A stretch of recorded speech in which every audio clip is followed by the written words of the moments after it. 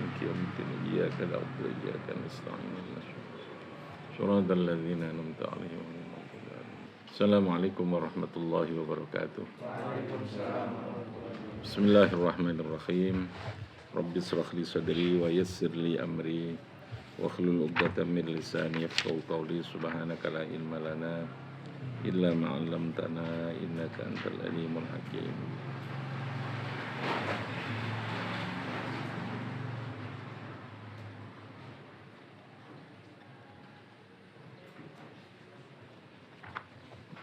Oke, kita lanjutkan ngaji Tafsir Munir surat Al-Kahfi ya, yang menceritakan di dalam surat Kahfi ini diantaranya adalah ada cerita tentang Ashabul Kahfi. Wa kadzalika atharna 'alaihim, ayat yang ke-19. Wa kadzalika atharna 'alaihim, ayat 21. Ada berapa ya? Kayak anak tikus sebab apa ya?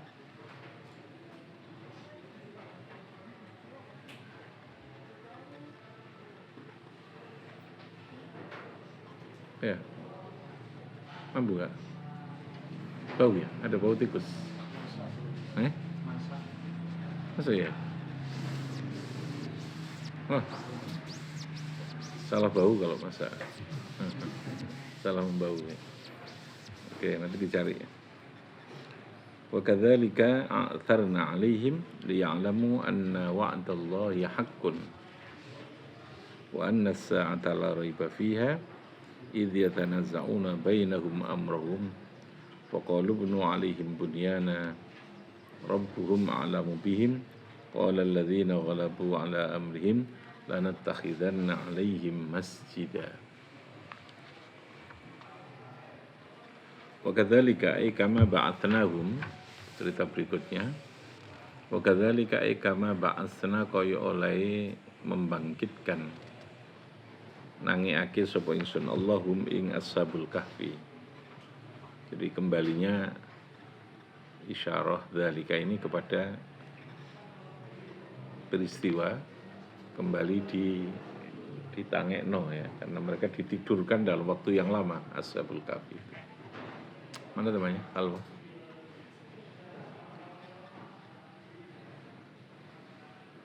Suruh cepetan nih, kasih tahu. Suruh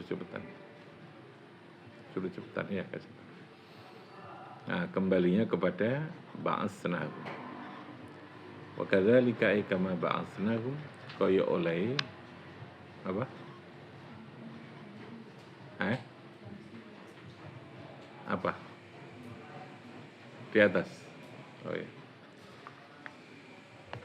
Kama ba'atsna kaya oleh membangkitkan sapa ingsun Allah hum ing Ashabul Kahfi. Jadi peristiwa tentang terjadinya tidur dalam jangka waktu yang lama, 300 tahun lebih ya. Hampir 6 generasi lah gitu ya. Saat tidur itu yang lalu kemudian kembali dibangkitkan. Peristiwa itu mengandung makna apa kata Allah? A'tharna, atla'na, memperlihatkan sapa ingsun Allah. Kata Allah, kami ingin memperlihatkan alaihim ing atase kaum, qaumahum tegese ing kaumnya Ashabul Kahfi, wal mukminina lan terhadap orang-orang mukmin, wal mukminina lan wong mukmin. Sampai sini. Wal mukminina dan orang-orang yang mukmin.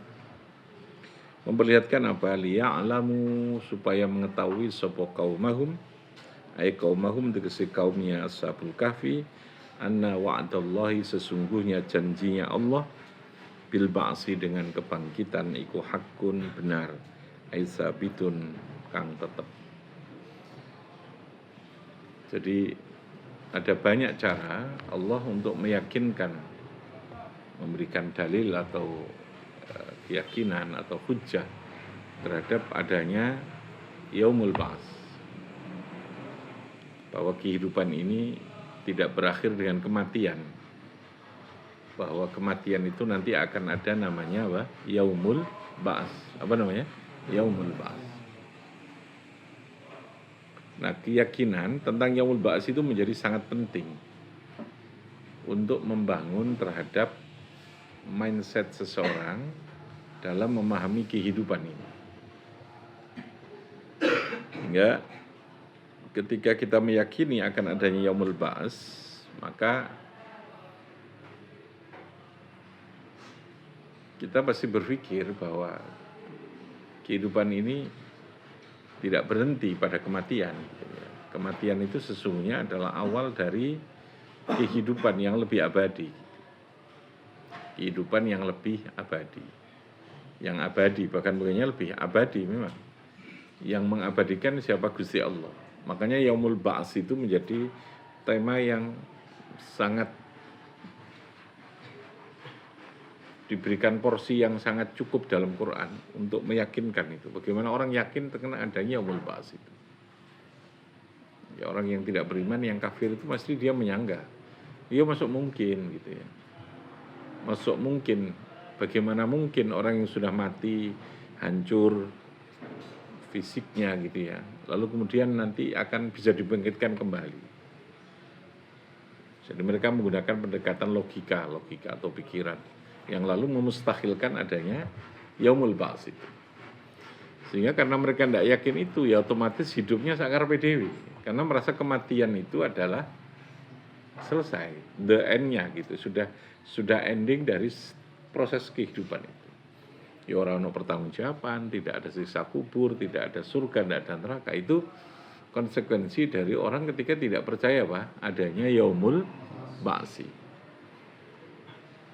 Maka peristiwa Ashabul Kahfi itu diantaranya adalah peristiwa yang memberikan hujjah, menjadi dalil penguatan terhadap adanya yaumul ba'ats. Bahwa nanti ya, liya'lamu anna wa'dallahi haq, bahwa apa yang dijanjikan, yang disampaikan Allah tentang adanya yaumul ba'ats itu adalah hakun, ai sabitun, pasti terjadi. Pasti terjadi. Kalau di dalam ayat yang lain Allah memberikan logika tentang adanya yaumul ba'ats itu dengan konsep namanya khalqul awal. Khalqul awal atau nasy'atil ula, penciptaan pertama. Ya. Diberikan hujjah tentang itu. Logikanya begini. Kamu kok meragukan sih dengan adanya kebangkitan kubur itu? Wong kamu dulu diciptakan, saya menciptakan kamu di awal dulu itu bisa. Ketika kamu saya ciptakan, saya itu tidak punya master, tidak punya duplikat apa-apa. Orang nopo-pone terus kemudian saya menciptakan kehidupan, menciptakan kamu menjadi orang yang bisa hidup. Gampangane ngono. Opo maneh, itu logikanya. Mek sekedar membangkitkan dari kubur yang itu kamu sudah pernah ada. Itu kan gitu ya. Logikanya. Mestinya kamu harus berpikir itu sangat mungkin ada umbian kamu saya ciptakan. Namanya khalqil awal atau nasy'atil ula ya. Logika nasy'atil ula. Kamu dulu saya ciptakan itu gak ono apa-apane dan kamu lalu jadi orang. Namanya apa tadi? Khalqil awal. Apa namanya? Nasy'atil ula. Nasy'ah dari kata nasy'ah itu tumbuh. Terjadinya pertama itu. Kalau itu mungkin, berarti kan menciptakan kembali kamu dalam bentuk dibangkitkan itu sangat mungkin sekali, gitu ya. Itu diantara cara Allah meyakinkan itu. Tapi bagi Allah, baik ada contoh atau tidak ya sama saja, gitu ya. Jangan lalu berpikir membangkitkan itu lebih mudah bagi Allah. Itu untuk membangun logika orang kafir, gitu ya. Orang yang tidak percaya. Bagi Allah menciptakan apa saja ya padha wae karena innama amruhu apa? Idza arada syai'an ayyakula lahu kun fayakun. Bahwa lalu dalam kun fayakun ada waja'alna asbaban, itu pilihan bagi Allah. Ada sebab, ada hukum yang berlaku pada setiap penciptaan yang berupa sebab akibat. Sebab akibat dalam penciptaan itu adalah sebuah pilihan, bukan keharusan. Paham ya? Makanya menciptakan manusia prosesnya 9 bulan. Gitu ya. Menciptakan alam semesta ini, langit dan bumi bahkan hanya 6 hari. Kalau dilogikakan artinya mesti ini kan suwe langit dan bumi. Nggih menungso wae kok sengan wulan gitu ya. Artinya Allah tidak terikat oleh sebab. Allah itu tidak terikat dengan hukum alam yang berlaku ini. Hukum alam itu diciptakan karena untuk kepentingan makhluknya gitu ya, supaya hidup ini tertib. Maka ada kepastian namanya hukum alam itu. Tapi bagi Allah pada wae, mau pakai hari, mau tidak pakai hari, mau pakai alat, mau tanpa alat, mau pakai sebab atau tidak pada sebab, segalanya ketika Allah menghendaki bisa terjadi. Paham dong? Itu logika yang dibangun adalah seperti itu keyakinannya. Jadi jangan lalu kemudian kita dengan logika kita nek gawe semut itu lebih gampang bagi Allah timbang gawe gajah karena gajah lebih gede. Ya malah salah logikanya kan. Semut kan cilik banget piye carane kok ono matane, ono penciumnya, dia bisa hidup, bisa berkoloni, bisa kumpul, bisa dengan gerak cepat kalau ada. Gajah karo kan gede, jadi nempelekno berarti nempelekno motone kan jelas gitu kan. Kupingnya iso gini. Gitu. Bagi Allah sama saja, sama saja. Menciptakan manusia dengan gajah sama, dengan semut sama. Kalau lalu kemudian ada perbedaan itu pilihan Allah yang memilih gitu ya. Dan pasti ada hikmah tentang proses tadi itu ya. Ya, itu maksudnya begitu ya. Sama dengan menciptakan manusia ada 9 bulan ya, karena proses itu di situ ada banyak hikmah gitu. Kita nggak bisa membayangkan kalau orang rabi besok langsung jadi anak gitu. Metu anaknya gitu, bingung kan? Orang nganten anyar gitu jadinya. Akhirnya ngeramut anaknya langsung gitu. Nggak ada orang jual dokter yang bagian kandungan yang ngeramut macam-macam. Di situ ada proses yang begitu banyak gitu yang terlibat di dalam adanya waktu tadi ini, adanya waktu itu. Oke ya, jadi saya ulangi. Cerita Ashabul Kahfi adalah cerita yang oleh Allah dimaksudkan untuk memberikan keyakinan, memberikan apa istilahnya dalil, hujjah, logika kita agar supaya kita meyakini adanya apa? Yaumul Ba'si. Ada apa? Yaumul. Keyakinan Yaumul Ba'si akan bawa konsekuensi kita dalam cara kita menjalani kehidupan ini gitu ya. Karena hidup ada mas'uliyah. Mas'uliyah itu pertanggungjawaban, ada soal. Soal itu ada pertanyaan nanti. Mas'uliyah itu adalah pertanggungjawaban. Ada pertanggungjawaban. Pertanggungjawaban itu setelah orang ada kematian yang hidupnya sudah masuk pada namanya darul jaza. Apa namanya? Darul jaza itu. Maka ada cerita Ashabul Kahfi. Anna wa'adallahi saat temani janji ini Gusti Allah bil ba'si dengan adanya kebangkitan kubur iku hakun aisabitun li anna naumahum wantibahum kahaliman yamut, karena tidurnya Ashabul Kahfi li anna naumahum, karena sesungguhnya masa tidurnya Ashabul Kahfi yang 300 tahun lebih itu, wantibahum dan kembali bangkitnya mereka apa tangine mereka, intiba itu tangi iku kahaliman koyok keadaan kondisine wong ya mutu kang mati sapa man summa yub'asu, kemudian dia dibangkitkan ditangani. Wal qadiru ala inamatihim al muddatit tawilah, wal qadiru taidzat yang mampu kang kuwasa semfail ini ala inamatihim ing atase menidurkan inamah ing atase menidurkan maring Ashabul Kahfi al muddat at-tawilata ing waktu masa yang panjang, wa ibqauhum ala halihim, dan mereka dalam kondisi yang tetap. Ibqa itu artinya dibiarkan tetap tidak berubah, ala halihim ing atase kondisinya Ashabul Kahfi bila ghizain tanpa makan. Mereka tertidur dalam jangka waktu ratusan tahun tanpa makan, tapi mereka masih tetap bisa hidup gitu ya. Artinya untuk hidup itu makan bukan menjadi keharusan, meskipun sunatullah merupakan keharusan, paham ya? Kalau Allah menghendaki itu bisa saja orang hidup tanpa makan. Sesuatu hidup tanpa makan, malaikat hidup kan? Malaikat ada enggak? Ada. Hidup enggak? Hidup. Tapi apakah makan? Tidak. Malaikat enggak pernah bingung urusan makan. Ada malaikat isu-isu golek kopi, sarapan itu udah ada. Tapi hidup malaikat itu.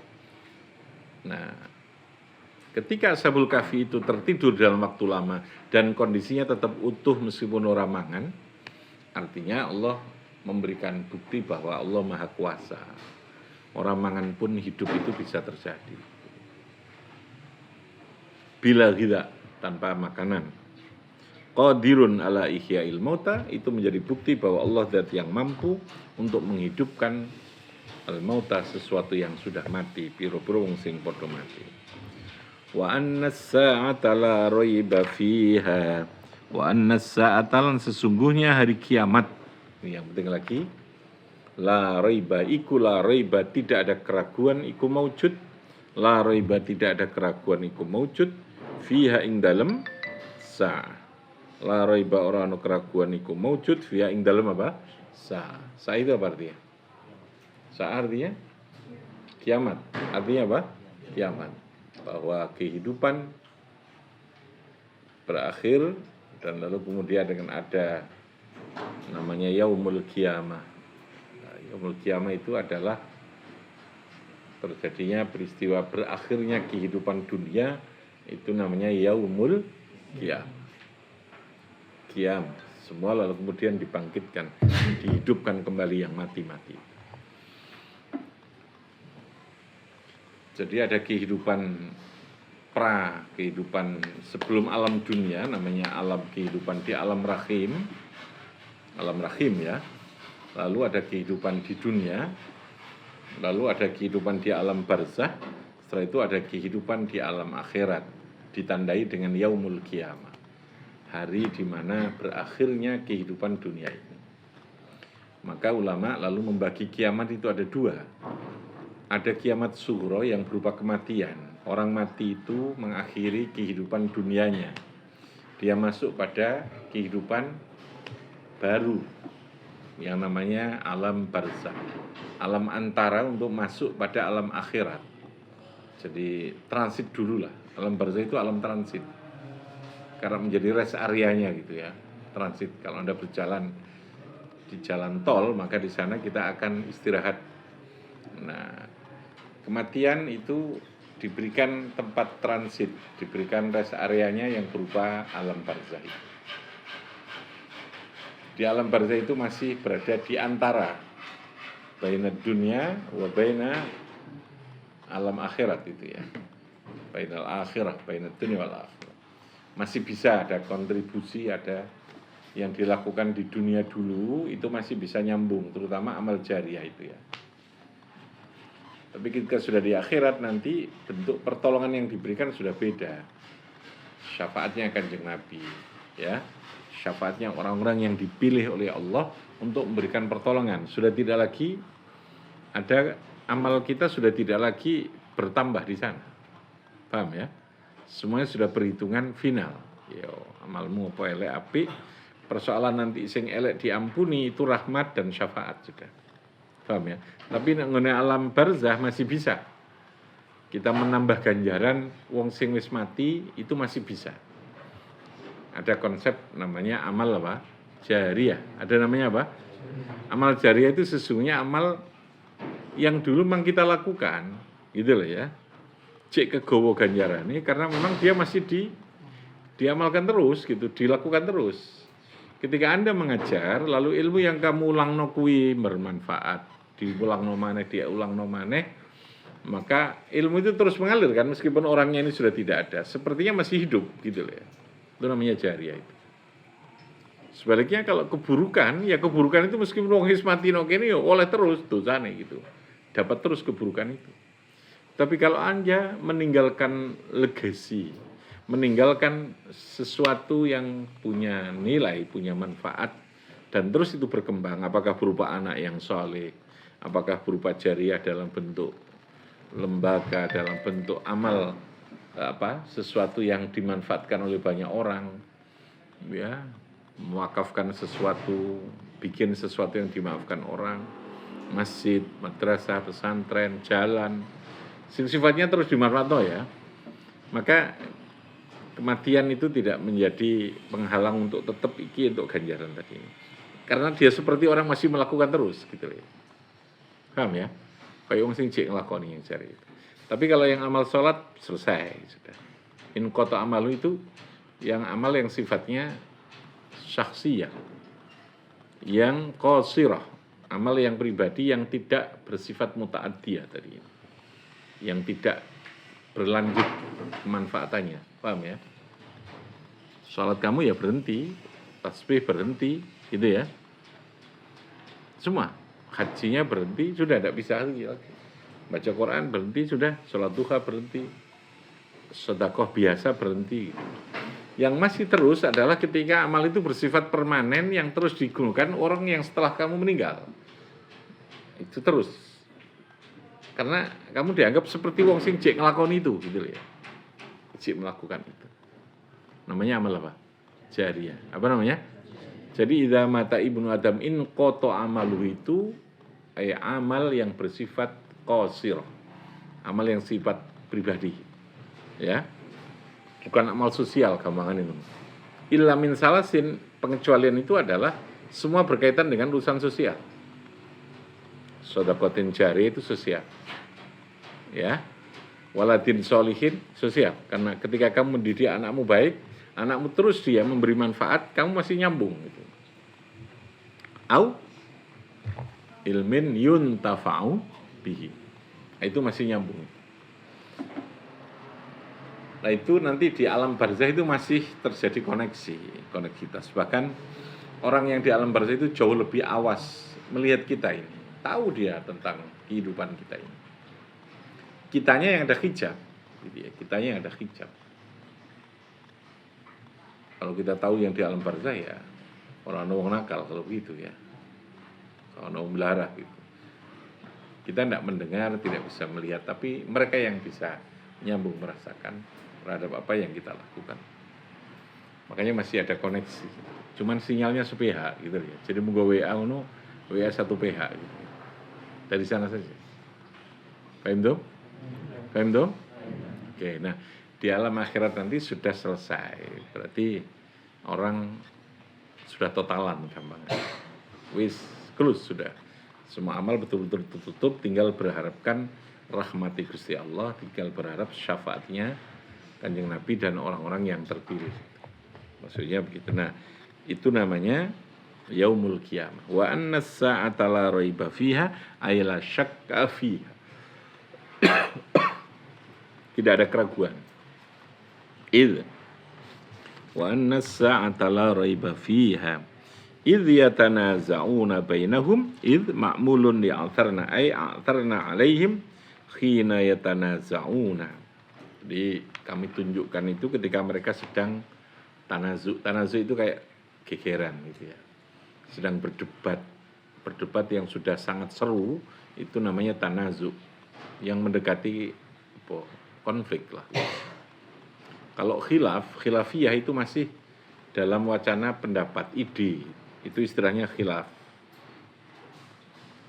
Perbedaannya namanya khilafiyah. Tapi kalau sudah tanazu, itu perbedaan yang sudah mengarah kepada adanya konflik. Gitu ya. Idya tanaza'una, itu gegeran. Gitu ya. Tanazu. Orang Arab menyebut kalau geger itu za'at. Saya tidak ada za'at dengan dia. Artinya saya tidak ada masalah dengan dia.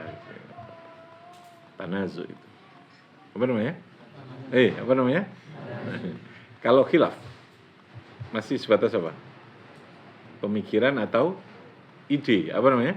Ide. Kalau sudah tanazu itu sudah sampai pada potensi konflik gegeran. Makanya khilaf itu boleh, yang tidak boleh itu sampai tanazu itu. Idh yatanaza'una bainahum, itu berarti perbedaan itu sudah meruncing dan sudah terjadi adanya hal yang mengkhawatirkan. Khilaf itu rahmat, tapi kalau sudah tanazu itu sudah menjadi masalah, akan menghilangkan wibawa. Oke ya. Idh yatanaza'una ay al-mu'minun wal kuffar. Ketika terjadi tanazu gegeran tentang persoalan Ashabul Kahfi itu. Wa tanazu ay takhasum. Nah, ini perbedaannya. Tanazu itu takhasum. Khusumah itu sudah poro padu apa istilahnya. Ya gegeran itu takhasum itu. Amrahum ay amrul fityah. Urusan atau yang terkait dengan pemuda, dengan Ashabul Kahfi itu fityah, Ashabul Kahfi. Gambaran pemuda yang punya idealisme, punya komitmen mempertahankan keimanan, itu ya, yang oleh Allah lalu kemudian ditolong untuk menjadi fakta tentang kemahabesaran Allah itu. Paham ya? Oke. Fil bina'i khawlahum. Faqalu, maka berkata sapa kuffar, ibnu alaihim ay khawlahum al mutanazi'ina fi zamanihim aw minal mutanazi'ina fihim ala ahdir rasul sallallahu alaihi wasallam aw minal mutanazi'ina lirraddi ilallahi. Jadi ada penafsiran, ada pemahaman yang menimbulkan perbedaan pendapat yang sangat tajam ba'dama tadzakkaru amrahum, setelah mereka saling mendiskusikan tadzakkaru tentang persoalan Ashabul Kahfi itu. Jadi setelah diceritakan di Quran, orang kafir, orang mukmin terjadi perdebatan tentang keberadaan dan cerita Ashabul Kahfi itu. Itu ceritanya itu. Idh yatanaza'una bainahum amrahum faqalu banu alaihim bunyanan ayyasturuhum rabbuhum a'lamu bihim. Ini jumlah mutaridah, Allah yang maha tahu tentang keberadaan Ashabul Kahfi. Ini cerita kelanjutan dari Ashabul Kahfi. Rabbi fanfa'na bi barakatihim.